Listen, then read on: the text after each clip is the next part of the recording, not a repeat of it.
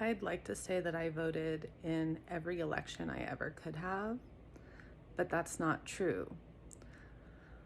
The first year that I was 18 and could have voted, it didn't even occur to me to vote. I took a gap year and I was living in a small ski town in Colorado. I was working 3 to 4 jobs at any given time, and no one said, uh, oh, don't forget about that election.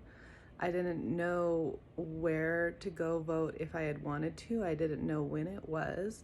Then the next year I went to college. I went to a fancy small liberal arts college. I was very privileged and lucky to do that. And the reason I bring it up is because all of a sudden voting was really easy. My family helped me get set up with mail-in ballots, and most people I knew were voting by mail-in ballot.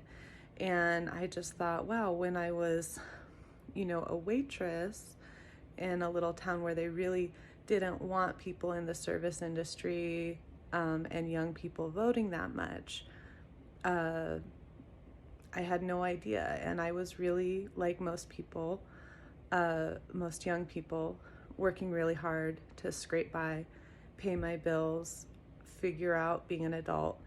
And then when I got out of school, I had this foundation. When I got out of college, I had this foundation. Okay, now I know how voting works. And I had a lot of support there with a lot of activists, and I learned how to really be active in democracy. And that was a really strong foundation. But after college, I was again working 3 to 4 jobs at any given time for about 10 years and struggling to pay my bills. And even with that foundation, I voted in major elections, but like most people, most young people, it took me a while to learn to take those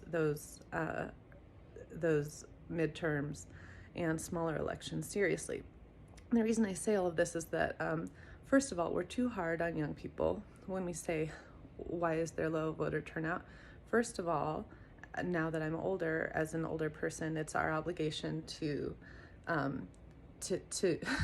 to be presenting options that they're interested in and that they feel represent them, and we can't expect them to turn out and vote for people they don't feel represented by. But I think that we gloss over the barriers to access that they face, especially in rural, more red-leaning areas. So I just wanted to get on and share my story.